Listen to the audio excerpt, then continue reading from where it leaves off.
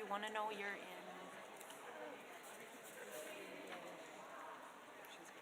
thank you. Okay, let's wait for you. Yep. All right, we're going to go ahead and get started with the next session.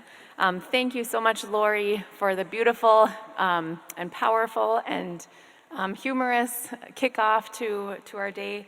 My name is Ray O'Leary, and I'm going to be moderating this first session on adult prevention and cessation. We have 4 excellent presentations for this session, and we'll have time at the end for some Q&A with the presenters. They'll each have about 15 minutes, and then 15 minutes at the end for questions. So I'm excited to introduce our first presenter, Alberta Brisenti, and she will be joining us by Zoom. So you can all see her on the screen.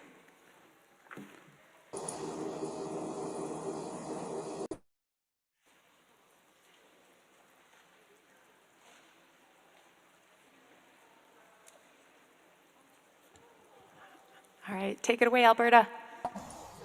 Good morning. I'm going to go ahead and share my screen.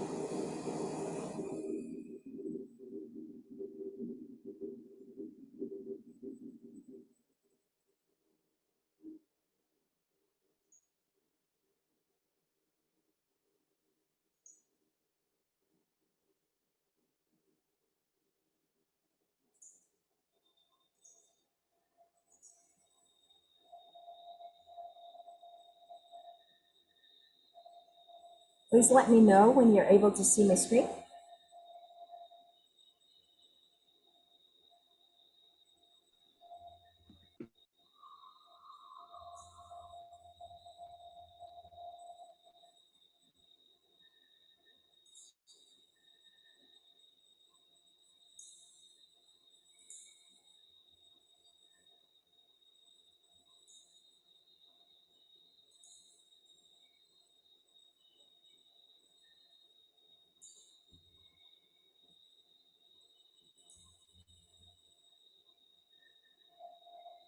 Are you able to see my screen? Can you hear me?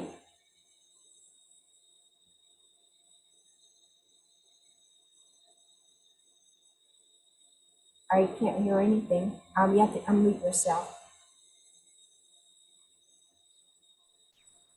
Yes, we can hear you. Okay, all right. And you're able to see my screen, my PowerPoint screen on, Yes. on slide mode? Okay, great.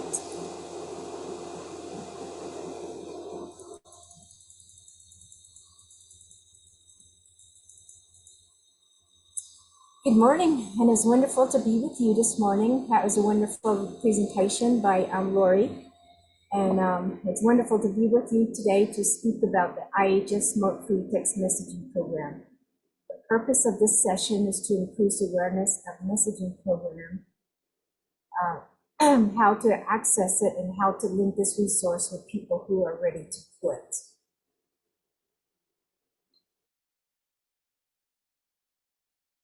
I'm giving you some background information. I know our audience is probably aware about the significant health disparities among American Indian and Alaska Native population.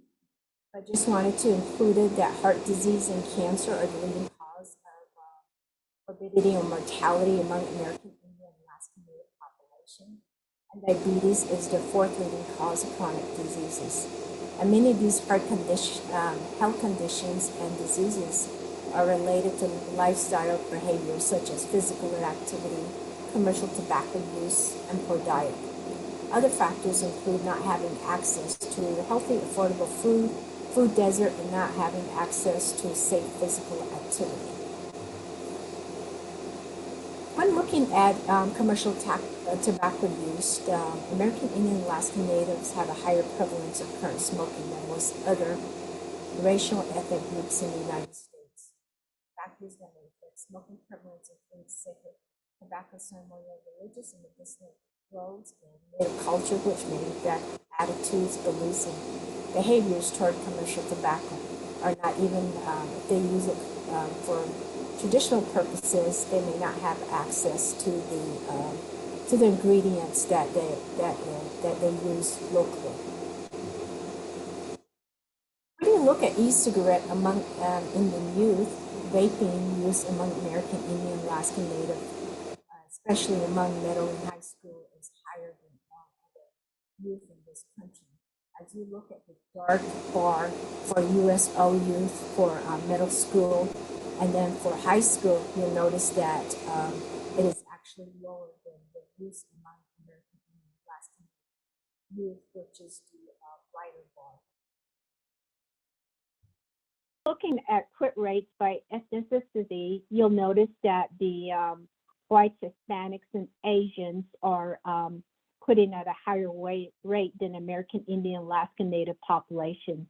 But 55.6% is actually high, and then we definitely want to be able to link our population with quit resource and with quit cessation programs to when they're ready. Some of the challenges about the cessation program is not all communities and facilities have access to the tobacco cessation programs. We want to be able to link with the available services that are available out there. When people are ready, we want to link them with services. So some of the services that are available include state and national cessation services, and 1-800-QUIT-NOW and smokefree.gov are some of the services that are available nationally. In order to address the limited access to tobacco cessation services, we wanted to partner with the National Cancer Institute to actually customize their smoke-free text messaging program for American Indian, Alaska Native population. The smoke-free text messaging program was established by the National Cancer Institute back in 2003, and they were able to do a lot of the customization for some special population that includes the Spanish and youth, and also veteran affairs. And we wanted to be able to customize it for American Indian, Alaska Native population. So therefore, we established an interagency agreement with the National Cancer Institute. We first organized a small group which consisted of area health promotion coordinators who have worked in the area of tobacco prevention for at least 3 or more years. And then we're allowed to do a small, limited customization of the text library of the text messaging program, and to make it more appropriate for American Indian, Alaska Native population. And we also selected a title that doesn't have more than 8 characters. So it'll be a title that people will remember. So we, as a work group, select the word native, which consists of 6 characters.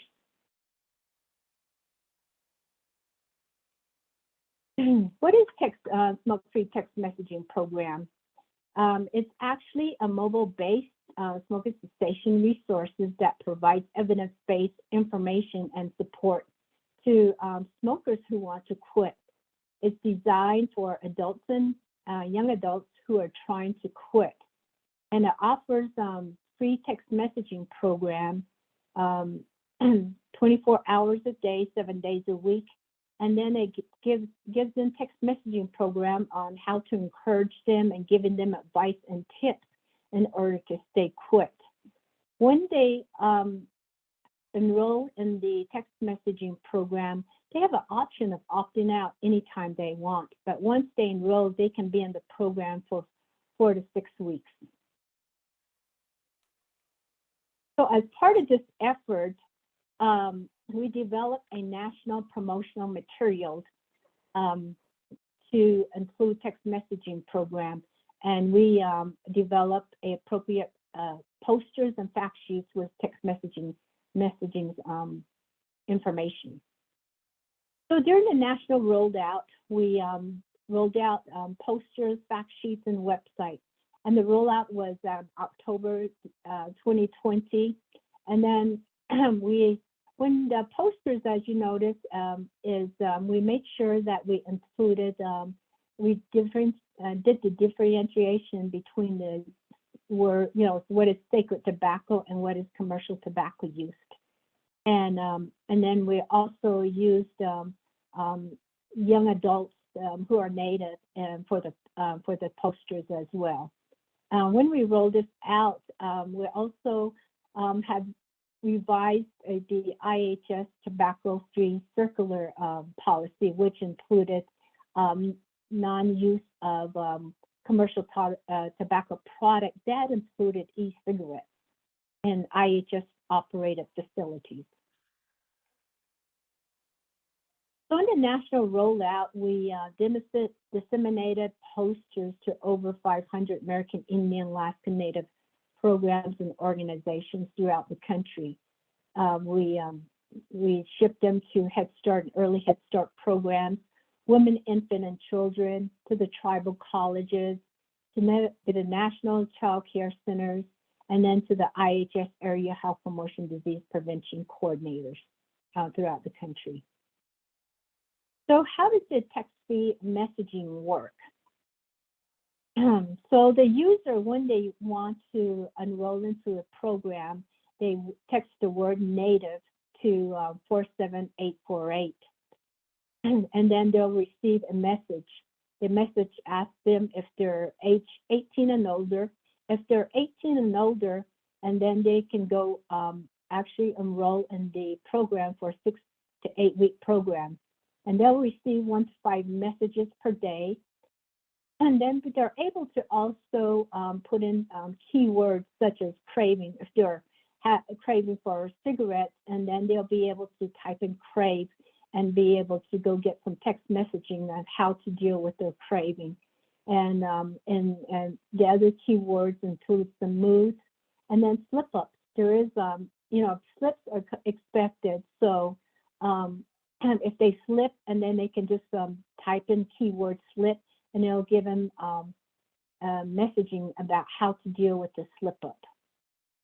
And then, like I said, they can opt out anytime. All they need to do is text the word stop to 47848. And they can always sign up again later if they realize they're not ready to quit now. And if they're under 18 years of age, they refer them to the General Youth Text Messaging Program. So when we rolled out in October 20 and then October 20 to April 2021, 16 people had enrolled in the text messaging program. And we did a rollout nationally.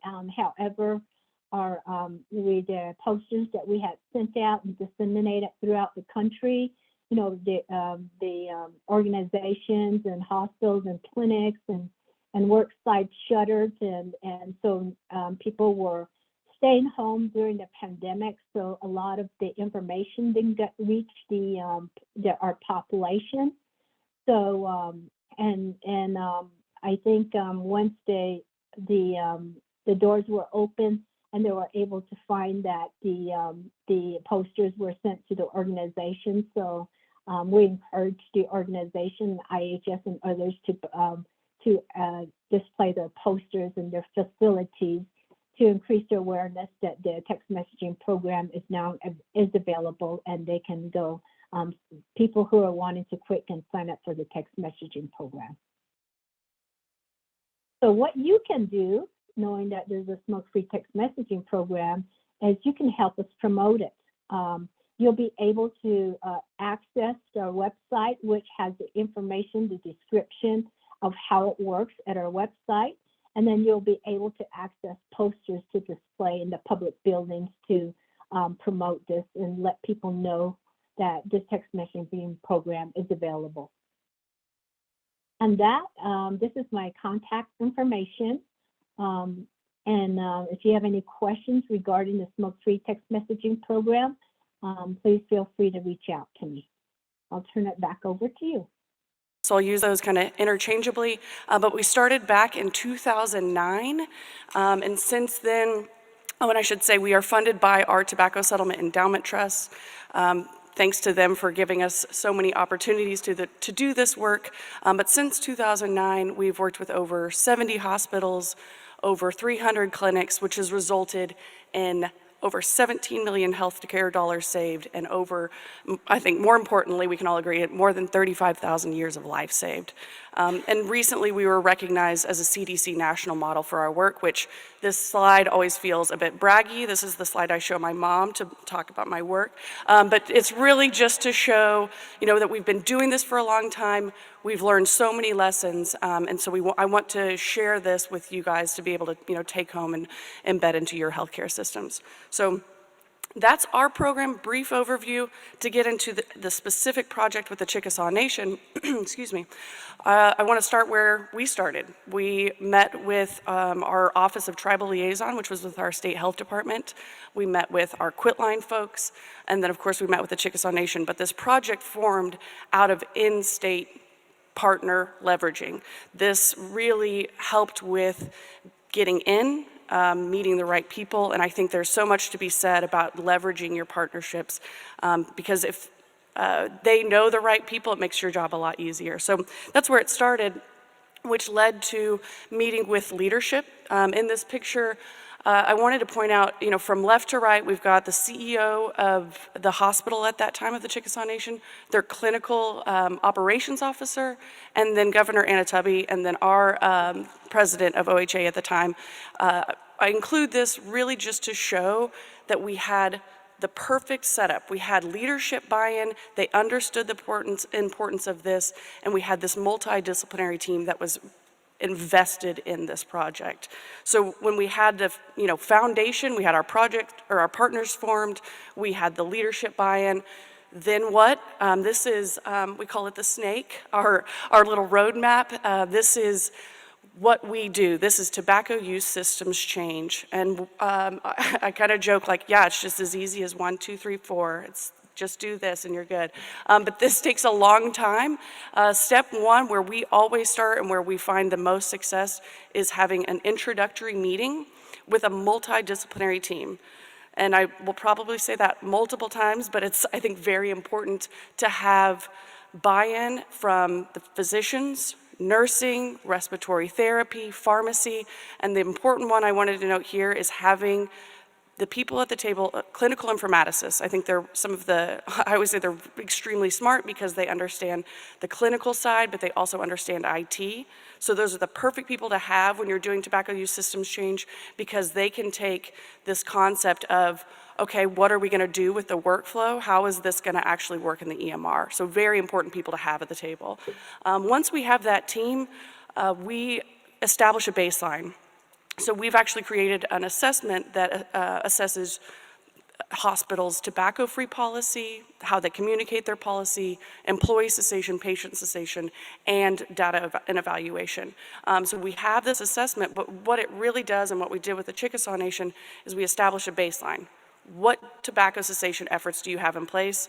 And then where do we go from there? So it really, again, establishes the baseline and helps us figure out where to go. Specifically with the Chickasaw Nation is step 3. We started working with them in 2013, and at that time we had already had some health systems on board, but the Chickasaw Nation was the first health system in the state of Oklahoma to embed an electronic e-referral to Optum, which was our state line vendor for the Quitline, and they were the first tribe in the nation to establish a bi-directional e-referral. So we had experience before, but the Chickasaw Nation really set the tone. They were innovative, and they honestly were our first partner to really show all of our other partners, this is how you do it. And then the last part is, once we got these triggers in place, which I'll go into a little bit more in a second, but we did training. So we trained the providers that were going to be providing the consults. They were going to be providing pharmacotherapy and doing the referral. And from there, we were able to launch. So I'm going to go into these, the step 3, the triggers for the tobacco cessation. I'm going to show you guys some screenshots in a bit, but this is, it's such a funny term, but I always say this is like the meat and bones of our program. This is what we go into health systems and do. We work, oh man, it got cut off. EH means electronic health record. There should be an R there. But what we go in and do is we work with their IT team to embed these tobacco cessation best practices so that every patient that comes in gets screened for tobacco cessation. If they screen positive, there's a work order that goes to a designated group to go in and do the tobacco cessation consult. There is an order for pharmacotherapy. So they come in, they get a patch, they get a gum, so they're comfortable in the hospital. And then there's that trigger for the referral to the Oklahoma Tobacco Helpline. So again, I'll show you some screenshots of what this looks like in our PMS, that's the Chickasaw Nation's EHR. But the screenshots, you won't probably be able to read it, and I don't really want to go into too much depth here, but what I want to point out is that they have these triggers in place and they have these prompts in place so that no matter, what patient comes in, this is getting done every time. So this is the screening screenshot. You can see here that they screen for smokeless tobacco, they screen for electronic cigarettes. And then here is, again, very small print, but the point being, this is to help guide the tobacco cessation conversation. I'm sure you guys all know there's plenty of staff turnover, especially in the healthcare world. So when you have this embedded into the EMR to help guide the conversation, it's going to still happen, even if there is turnover. Excuse me.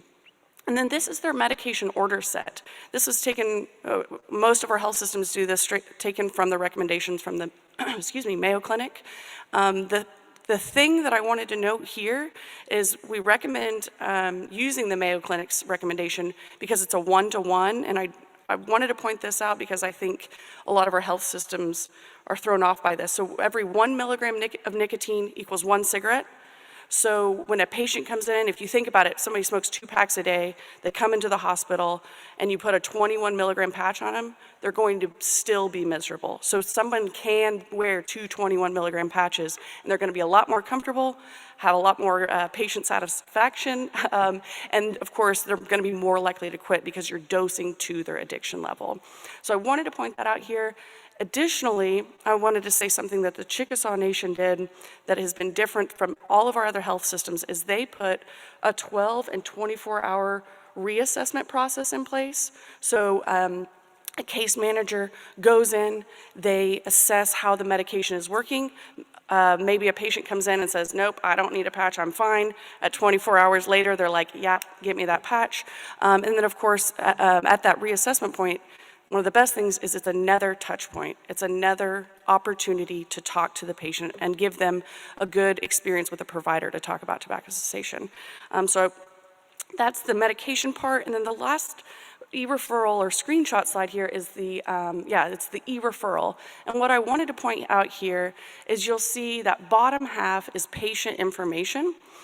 I forget what their demo patient, I think it's like Dottie demo patient, but the thing I wanted to note is that this is all auto-populated. So the provider is not having to go in every single time and typing up this information. What the Chickasaw Nation did, and as you saw in those screenshots, is they're making it as easy as possible for the provider to do this work so it's more likely to happen. So all the provider has to do is ask, what's the best time to call? They put that in. So the Chickasaw Nation, I'm happy to talk about them as much as possible because they did this so well, and I'll talk about their outcomes because they did this work so well. So here you'll see a project timeline. We started back in 2013, but they launched the e-referral in November 2014, and that was on the inpatient side. A few months later, they rolled it out to the outpatient side. And I wanted to say something there because that's really where we have found to be the most successful. And if you think about it, once it's changed on the inpatient side, you change the healthcare system, it's very easily is not the right word, it's more likely to disseminate to the outpatient side. So much of our work is getting in on the inpatient side, and very little of our work is focused on the outpatient because they just pick it up. It's a clinic manager says, oh, this is the screenshots, this is how we do it. It's much easier. So the Chickasaw Nation did that well. And then as you can see, just throughout the years, you'll see that the referrals started coming in. They expanded to their dental providers. I want to just note here that because they did this work, they were able to be innovative and expand and be creative. And those last 2 points I'll get into a bit more in a second, but because they made all these changes, they saved a ton of healthcare dollars, and most important, and the reason why they do their work, is they saved a lot of lives.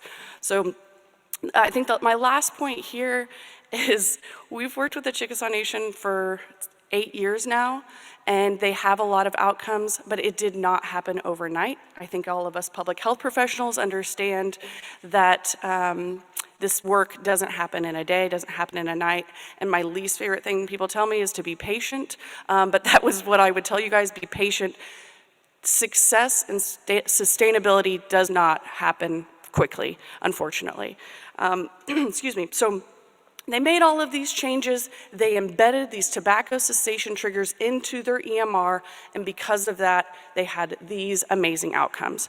So this chart on the left, what you'll see is prior to launching the e-referral, they sent 41 patients to the helpline.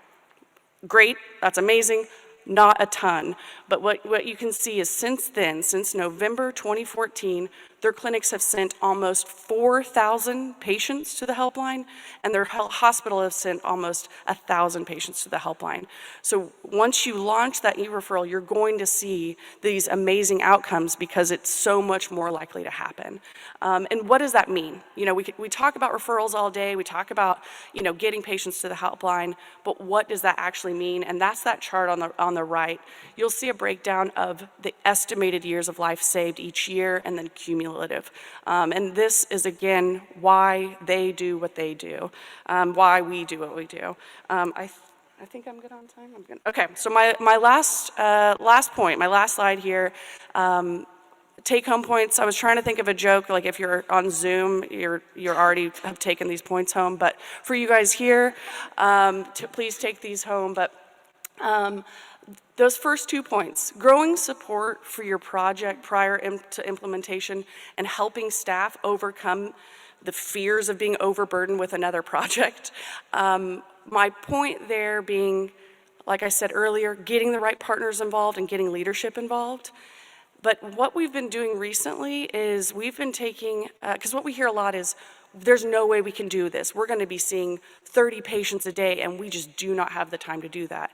And we don't argue them, but what we've been doing is taking their admission data, comparing that to their tobacco use rate in that county, and showing them in reality, you're probably going to be seeing 5, 10, 15 patients a day at most. We had a specific health system that told us that they were going to be seeing like 20, 30 a day. When we did the math, it was 2 a day. So it's not going to be the case for every single one, but this has been very helpful in establishing a reality of what their day-to-day will look like. So very important there to help overcome those fears. And I think I've said this enough, but I'm going to say it again, the importance of embedding those triggers into the EMR. We have about 50, I said we've got 70 hospitals in the state that have done our program. 50 of those have actually embedded these triggers into the EMR. And of those 50, over the past 2.5 years, they continued to send referrals to the helpline. It's a bad joke, but I always say there's nothing that will test your program sustainability more than a global pandemic. Their program was sustainable. They continued to send referrals to the helpline through the pandemic because it was a part of their EMR. So I cannot stress that enough. For our partners that have more of the paper process, that was one of the first things to go during the last 2.5 years. And I wanted to stress the importance of early data collection. This is something we've been doing kind of on the back end now with our partners, but our program success has only been based on referrals to the helpline, and I'm sure most of you guys know not every patient that goes into the hospital wants a referral to the helpline. It's about, what we've been seeing is maybe only 10% that receive a consult actually want a referral. So what I would encourage you to do when you're starting to work with healthcare systems, you start embedding these tobacco cessation triggers into the EMR, make sure you can pull that tobacco treatment data. So when the consult's complete, they press a button, you're able to pull that data. Because what we have seen is now that we're getting this data on the back end, we're seeing that the patients are getting screened, they're receiving a consult and getting pharmacotherapy, but only, 5-10% are getting referral, and that's not showing the true impact of what the health system is doing. And again, they're planting that seed, they're helping that patient quit. So I would really, really encourage when you're starting to work in those healthcare systems to make sure you're able to pull and collect that data. And then my last 2 points here, the importance of promoting successes and outcomes. I think probably everyone here who has worked in tobacco specifically, but public health professionals, knows that this is a thankless job. You feel like you're just digging a hole and there's no light in sight. So we've found the importance of promoting and highlighting our people who are doing the work. I feel, again, very thankful and privileged that I get to talk about the amazing work the Chickasaw Nation did. And we've found that, when you have benchmarking successes, when you have planned, like, okay, once you reach 500 referrals, we're going to send out a press release. We're going to feature you at our hospital association convention. When you have those planned benchmarks, you're more likely to highlight them, and it's not just kind of a one and done thing. So I would have planned benchmarking outcome appreciations. And then last point here, continuing to examine sustainability. We're at a great point with the Chickasaw Nation where they've got this great, amazing foundation, but I'm sure you guys have noticed this too. The tobacco use rate has kind of stagnated for a while, especially in Oklahoma. It's been around 19% for the past, 3 or 4 years. And so it's kind of like, how do we be innovative? How do we be creative? And we're at that point now with the Chickasaw Nation because they have this great foundation. So continuing to examine sustainability and to be able to be more creative. And then wrapping up here, my last 2 points. I think we all know this, but I just wanted to hit home. Evidence shows that a patient or a person that receives a clinical intervention, pharmacotherapy, and follow-up cessation services are 7 times more likely to quit than cold turkey. And that's all our healthcare systems are doing. That is why the Chickasaw Nation's been so successful, is because they are giving the patient all the tools they need to be their most successful. And my last point here is we recently met with, or had a conversation with Dr. Grimm, who's now the current CEO of the Chickasaw Nation Hospital. He was not there during the time of when this project started, but he jumped right in. He understands the importance of this work, and I think that is such a testament to what the Chickasaw Nation did. They made these changes, they made it the norm, they made it, they changed the culture of their healthcare system so that no matter who's coming in, even leadership understands the importance of it.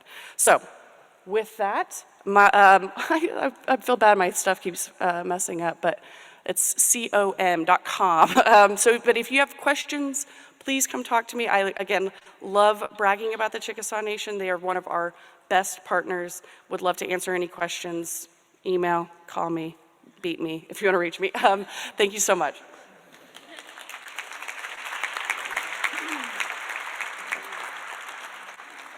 Thank you, Kelly. I'll be doing all those things later on. Up next, we have Dana Carroll, who will be presenting on e-cigarettes and emerging commercial tobacco products.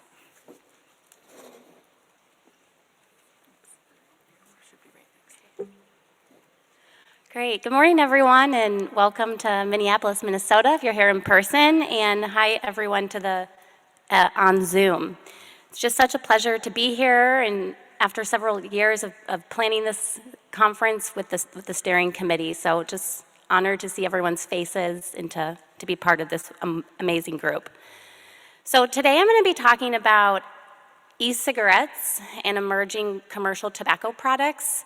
And I'm going to be highlighting some of the research I've had the honor to do through some of my collaborations, but I'm also going to be highlighting some other research and evidence that's not of my own, and I'll let you guys know through the references in the slides. This is definitely a nuanced area. I think we could have a 4-day conference on e-cigarettes in itself, and so I understand that going in, that 15 minutes is short, so happy to talk afterwards with any of you that might have outstanding questions. And really, like, the context for this presentation, I think, is about a decade or so ago, we largely had cigarettes, cigars, dominating the marketplace as far as commercial tobacco and some smokeless tobacco users. Well, I think many of you in this room know that over the past decade, there's been this burgeoning of products, and it's almost like a wild number of products and kind of hard to keep up with them. And so I thought today would be a good opportunity just to provide some up-to-date information on what we know today on two product classes, which are electronic cigarettes, and then I'll briefly talk about nicotine pouches. So this is just some funding that I've had the opportunity to receive to support some of the work in this presentation. So again, all of the communities and tribes have been working so hard on reducing commercial tobacco, reclaiming traditional tobacco, and one critical thing to do and to continue with that work is to have up-to-date information on commercial tobacco products for identifying and prioritizing policies, interventions, efforts for the various populations. And so many of you might come to the table today, you might work with adults who smoke cigarettes, you might work with youth from more of a prevention standpoint. And so these are kind of just the nuances that go into all of our work and thinking about the various populations we work with and who our interventions are focused on. So e-cigarettes. So this is just a picture showing some common e-cigarettes. I'm sure many of you are familiar with these devices. There's multiple generations of these devices.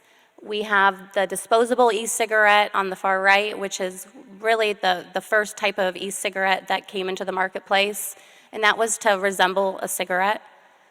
Now we have rechargeable e-cigarettes, and the one there looks very similar to the Juul device that became quite overly popular among our youth back a few years ago.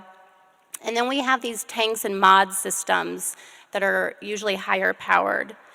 So e-cigarettes come in many shapes and sizes. We know that most have a battery, a heating element, and a place to hold a liquid. Most of these devices have or can have nicotine in their liquid, and as well as flavorings and other chemicals that make an aerosol. So e-cigarettes don't burn, but rather they heat. And I think it's also important to note that e-cigarettes have unfortunately been used to deliver other drugs besides nicotine, so marijuana and other drugs. So they can be tampered and used in a way that they weren't initially manufactured for, which was to use with or without nicotine. So what do we know about e-cigarettes? Well, we know that most contain nicotine, and users can have comparable nicotine levels as people who smoke. So this graph here is a study that was done back in 2016 in Oklahoma City, among American Indian persons in Oklahoma City and surrounding. And what we did, and really at the time the question was, what are these products, these e-cigarettes, and what are they exposing us to? And so what we did is we said, well, to answer that question, let's recruit people who would consent to be in a study that smoke cigarettes, that smoke e-cigarettes, and do both to really get an understanding of exposures that we can compare among these groups. And so what you see here in the middle is individuals who were exclusively using e-cigarettes, and on your left is the exclusive cigarette smoker, and on the right is someone that's dual using both. So here, overall, you see there is a lot of variability, but overall, nicotine levels seem to be quite comparable across these products. So why does that matter?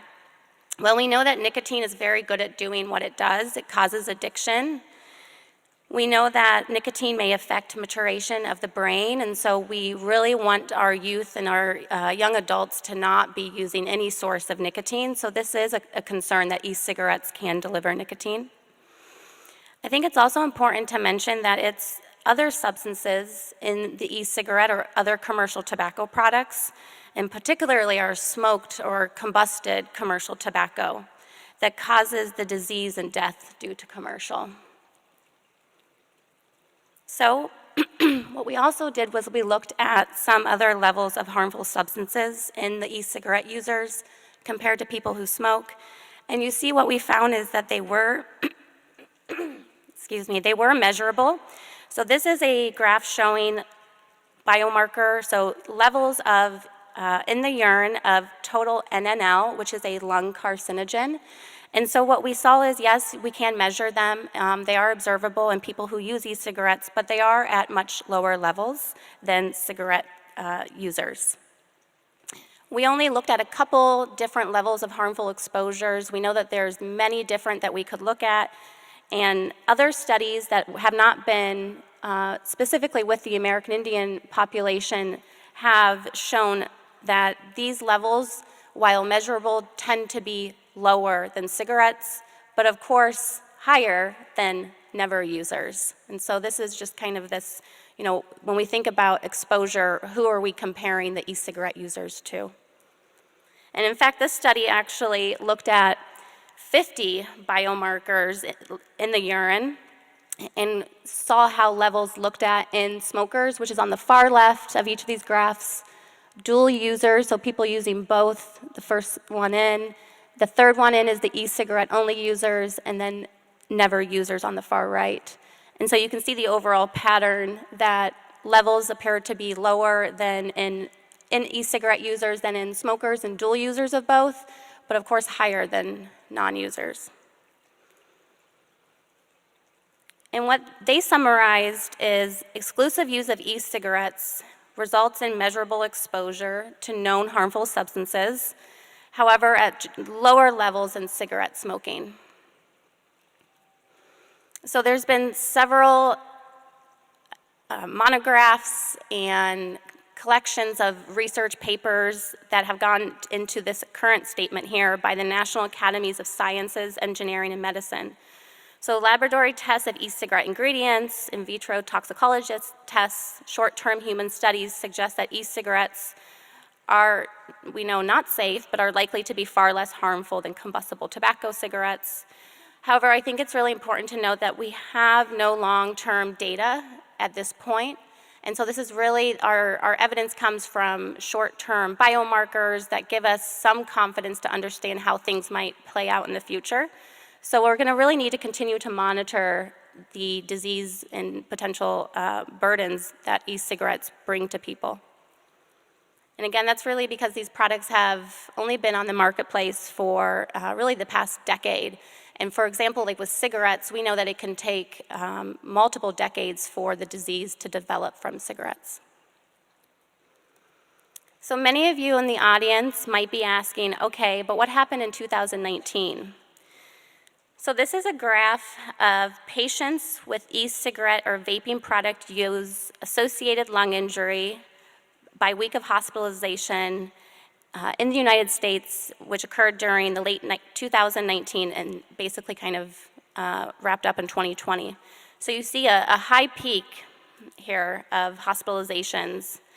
And what we now know from those hospitalizations is that most patients that were hospitalized, when asked about where they got their e-cigarettes or trying to really understand what was in these products that was causing this lung injury and hospitalization, was that most patients reported using THC, which is the psychoactive compound in cannabis, in their products. And so what we also found, and CDC on their website shows that there's strong evidence that the illness was due to vitamin E acetate, which was an additive added in to the THC-containing vaping products. And other studies have shown that vitamin E acetate can cause pulmonary injury in animals.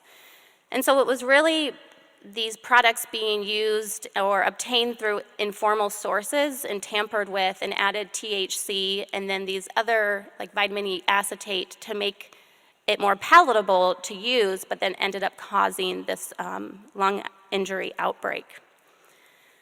So now what the CDC recommends based on this is that people should not use THC-containing e-cigarette products, and vitamin E acetate should not be added to e-cigarettes. I also thought this was interesting. What they recommend is that adults using e-cigarettes should not go back to smoking. They should weigh all available information, consider FDA-approved smoking cessation medications, which are like your nicotine patch or Chantix, nicotine gum, lozenge. If they choose to use e-cigarettes, they should really completely switch from cigarettes to e-cigarettes. And then the ultimate goal would be to complete all quit all commercial tobacco products. And so that's really getting at those exposure levels that we saw among the people that were dual using both cigarettes and e-cigarettes, that really the reduction in exposure is observed when it's the exclusive e-cigarette use. And again, I think we can all agree that the end goal would be complete cessation of all commercial tobacco products. So speaking of cessation, e-cigarettes have informally been promoted for cessation of cigarettes. People say that they use e-cigarettes to help quit smoking cigarettes. At current, I think it's important for us all to know that the United States Preventive Services Task Force, which is like a group of experts and people that have knowledge on clinical care, they get together and weigh the evidence of different approaches for improving health. And the evidence is currently insufficient to recommend e-cigarettes for smoking cessation in adults. However, we know that many adults do report using these devices. They may have been adults who have tried every FDA-approved smoking cessation product or are not interested in trying those products and are just having a hard time getting off nicotine because it robs them the choice to quit. It's so addicting, as we all know.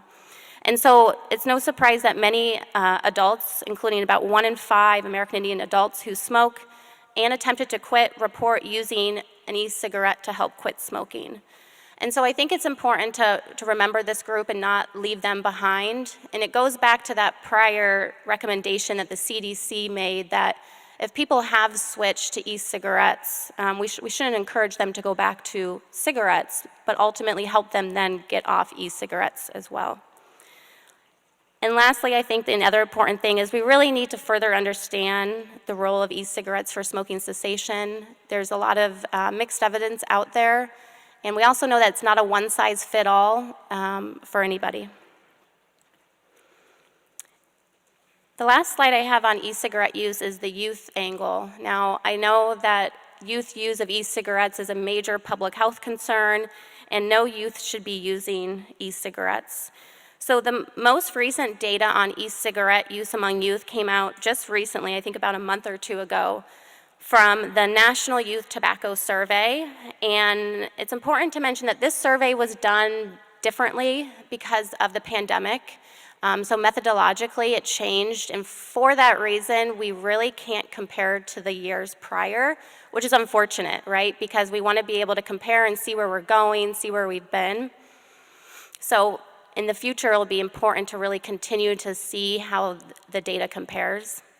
But what we know is about 2 million US youth in the past 30 days had used an e-cigarette device. That equates to a little over 10% of high school students and about 3% of middle school students. I think it's also helpful to dive into that data a little further. What we know is about 4 in 10 youth who currently use e-cigarettes use them frequently, so more than 20 of the past 30 days.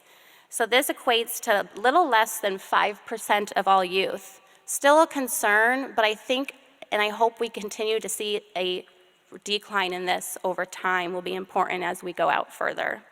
And again, important to monitor these levels. Okay, the last section I'm gonna spend some time on are some nicotine pouches.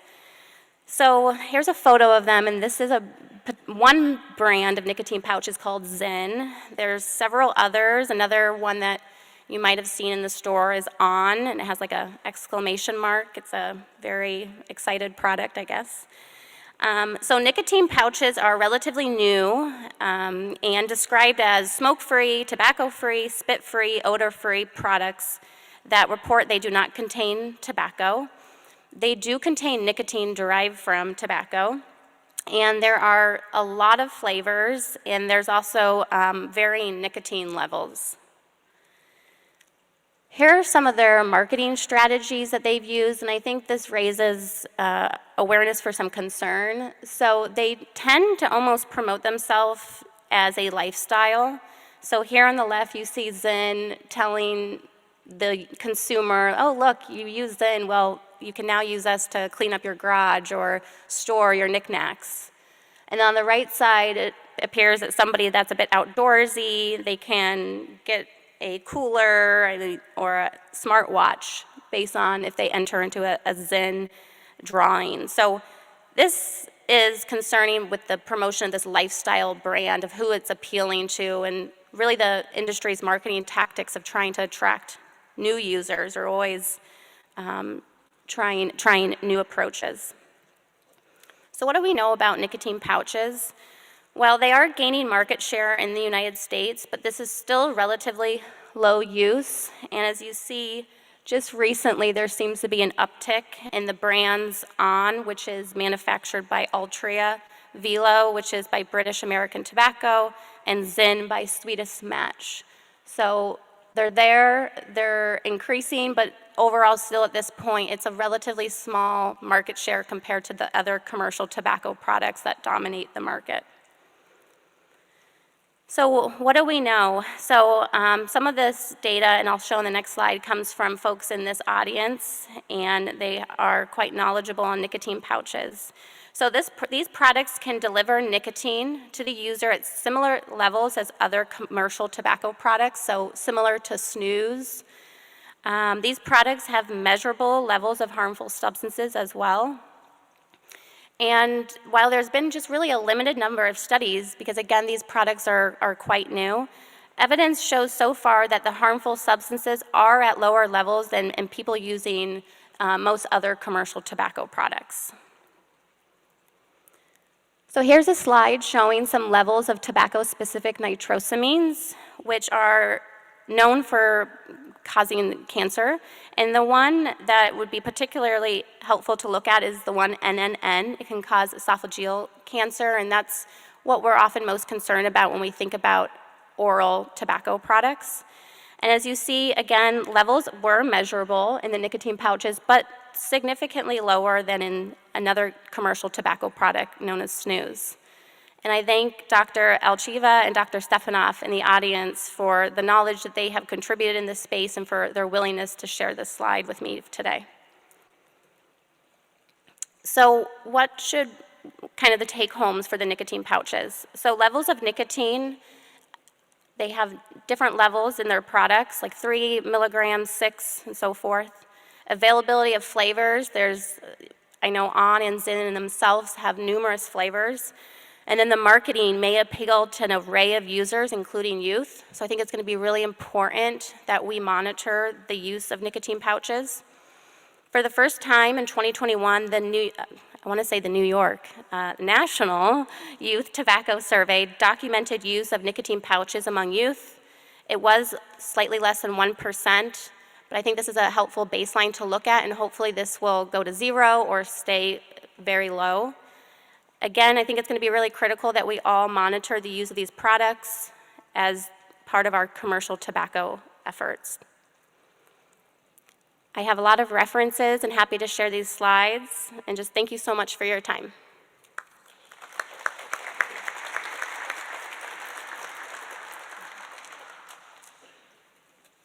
Thank you, Dana, for cutting a 4-day session on e-cigarettes, which could definitely be the case, down to 15 minutes. You did a very thorough overview. Up next, we have Wyatt Pickner on Tribal Tobacco Use Project 2.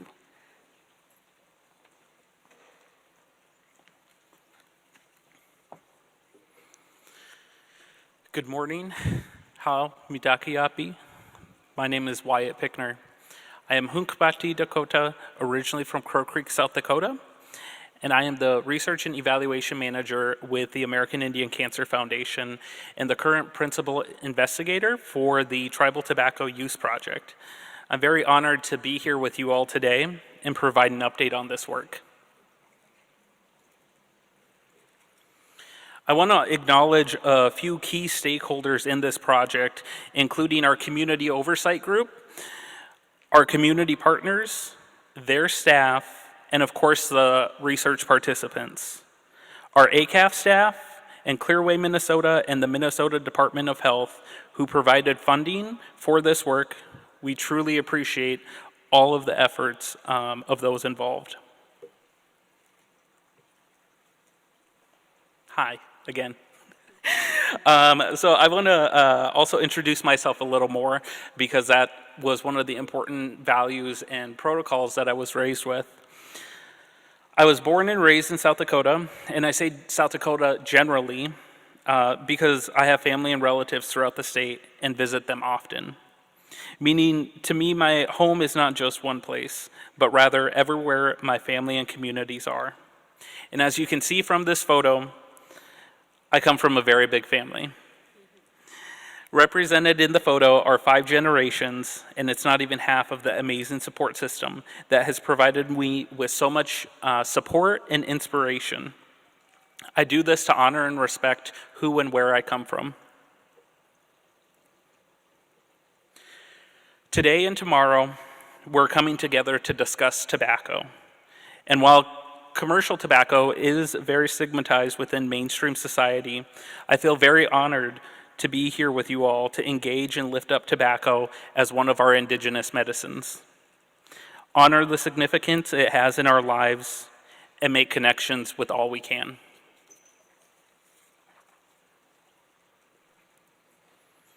A little background on the American Indian Cancer Foundation for those who may not be familiar. We were founded in 2009 and became operational in 2011. We were established as a national nonprofit to address the tremendous cancer inequities our communities and relatives are faced with. And we have a mission to eliminate these cancer burdens through education and improved access to prevention, early detection, treatment, and survivor support. At ACAF, we believe that Indigenous communities have the knowledge to identify the solutions, identify and develop solutions to the problems that they're faced with, and are often looking for the support to make those a reality. The Tribal Tobacco Use Project, or TTUP, is an excellent example of this. There's already so much work going on in the communities, and we want to work with the systems that are already established to lift up the knowledge and the success of those communities. National surveys like the CDC's Behavioral Risk Factor Surveillance System and the National Health Interview Survey are not usually conducted at the community or tribal level for a variety of reasons, including time, cost, and logistics. Also, those surveys are not meant to provide information on populations at these specific levels and therefore may lack important and significant cultural perspectives and understanding, like making a distinction between traditional and commercial tobacco. Additionally, for populations like American Indians, there may be limited participation and underrepresentation in the data set. And while there could be efforts made to oversample American Indians, as well as creating specific questions or surveys that are more relevant to the overall group, those participants are still expected to represent the 74 federally recognized sovereign nations who have their own unique characteristics, worldviews, traditions, and relationships. Therefore, while this high-level data and information may be able to identify disparities among racial and ethnic groups, the usefulness for the communities to develop, implement, and evaluate tobacco-related work is limited. This can be addressed by identifying and developing solutions that are culturally relevant and community-specific, with the aim to understand knowledge systems, methods of use, and connection to tobacco. The Tribal Tobacco Use Project is a prevalent study of commercial and traditional tobacco use among American Indian adults in Minnesota that aims to understand attitudes, behaviors, and beliefs related to tobacco use. The project was initially funded from 2008 to 2013 with the primary finding that despite nationwide efforts to reduce commercial tobacco use, 59% of American Indian adults in Minnesota identified as current commercial tobacco users. TTUP-2 is the follow-up study that we're currently wrapping up to repeat these efforts and provide an update on the data. The survey instrument this round of TTUP was updated to collect additional information on attitudes, behaviors, and beliefs of electronic cigarettes. This is a high-level overview of our process for TTUP.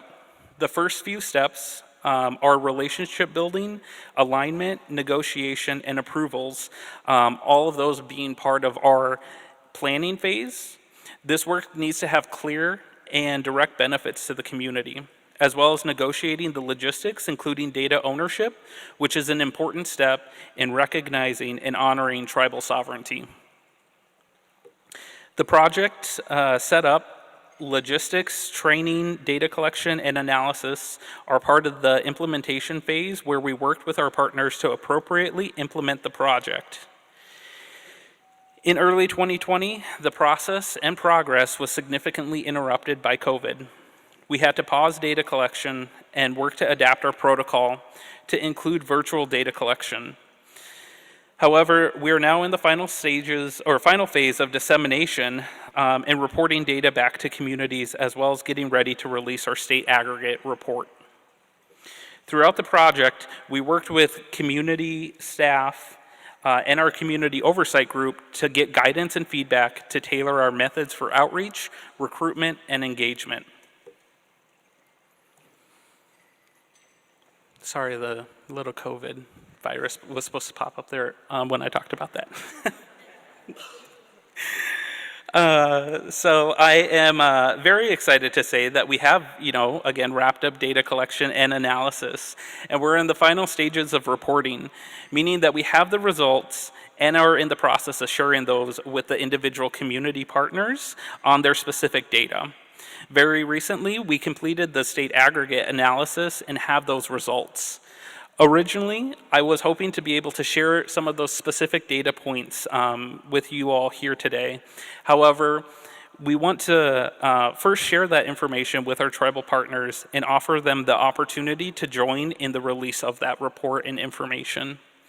Once we receive feedback from those tribal partners and approval from our community oversight group, our state aggregate report will be available hopefully in the coming weeks here. So with that being said, there is some very general information that I can share with you all on the progress of this very important work. Significant progress has been made in reducing current commercial tobacco smokers. Additionally, majority of the current smokers are interested in quitting.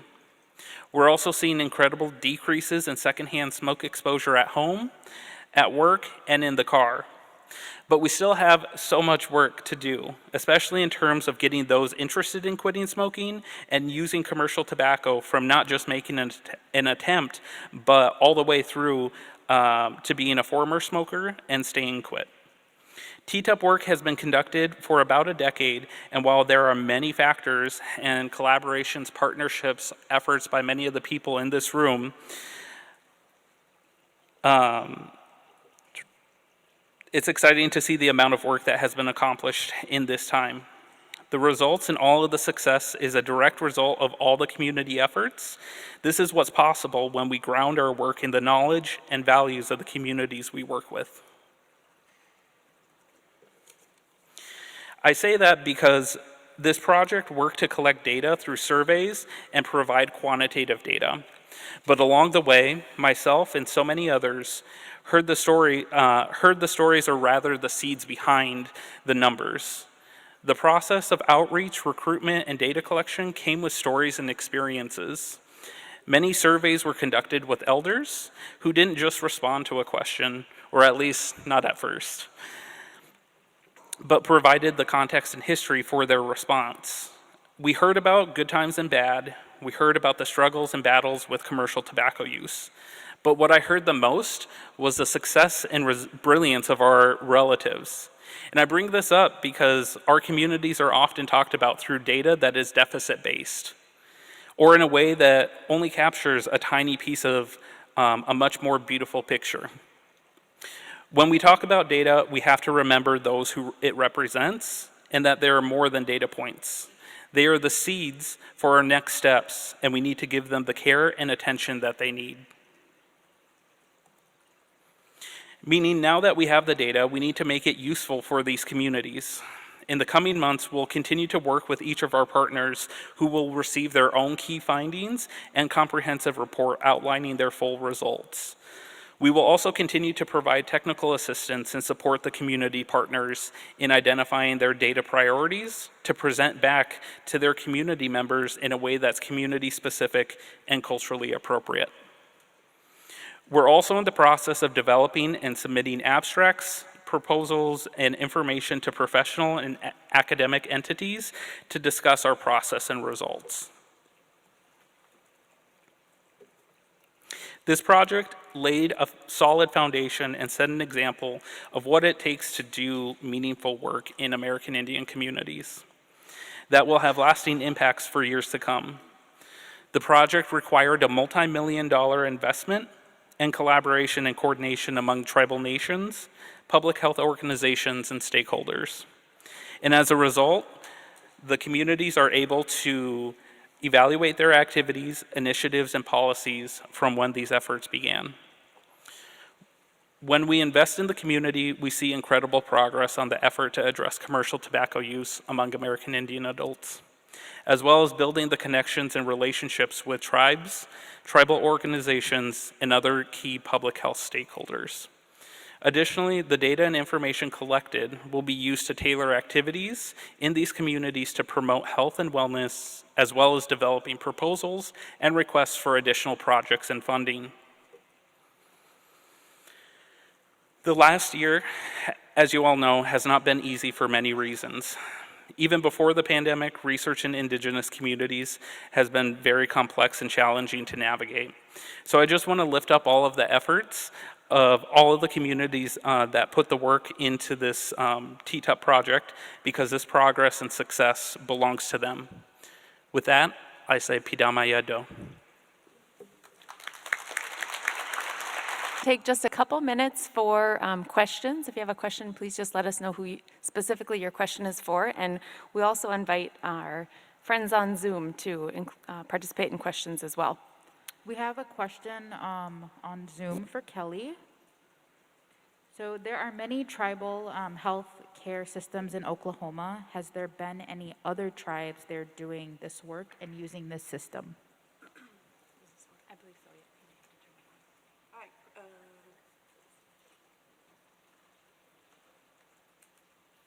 It's the on button.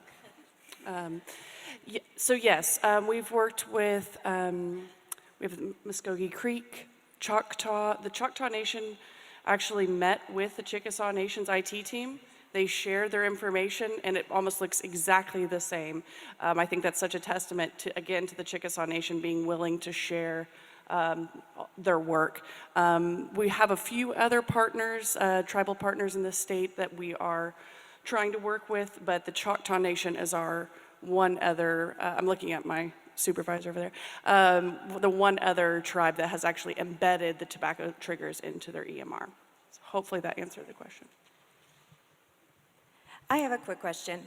So in working with our clinic, it's run by IHS. Are the triggers already in the IHS EHR? And if not, what's the best process to go forward in getting that done? Great question. So it depends on the EMR.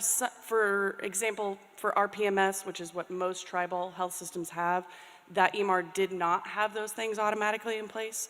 And so you do need to work with, most tribes have their own internal IT team, and so you will want to meet with them and start that process. I can talk to you afterwards and share more information, go into depth, but yeah, most EMRs don't have it in place. I will say Epic, some other kind of major EHRs do, and it's kind of a method of just turning on a switch. That sounds way easier than it is, but some EMRs do have it, most don't, and it takes a bit of work on the IT side.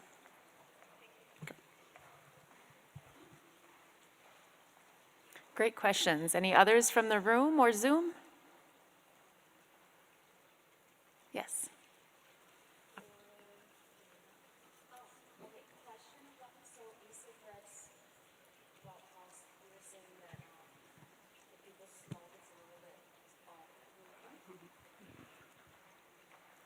For e-cigarettes, it was exciting to kind of hear that I mean, yes, it's still not great, but overall it's a little bit better than smoking. Have there been any studies on the impacts also of like secondhand smoke and thirdhand smoke to help, with their kids in their home? And I know family's so important in Native cultures that maybe that would be a Sure. good reason. Yeah, great question. So just to repeat, the question was with regard to data or studies on secondhand exposure to the e-cigarette aerosol, or thirdhand, which is, I think, described as being on your clothes and then you could, or in the car, but not actually vaping at the time, but then somebody can come into interaction with that. So I am happy to refer some literature to you. I know there are some ongoing studies. People will be exposed to the aerosol, especially you can smell it. It might be sweet or whatever flavoring they're using. So there is some exposure. It's going to be, given the lower levels of biomarkers we see in the users, it's going to be lower levels of exposure likely in those getting exposed to that secondhand versus combustible. But I do think there are some new studies too ongoing with the third hand, which these are all really great questions, and we want to think about youth or our children and their exposures. So happy to follow up with you. Hopefully that satisfied you enough. Yes, they're just so new, right? A lot to learn. All right, well, we're going to wrap up this session. I want to thank you all again, and at this time, we'll conclude our session, and I invite Donna Chosa and the presenters from our selected poster and table display submissions up to the stage. We'll give them one more round of applause.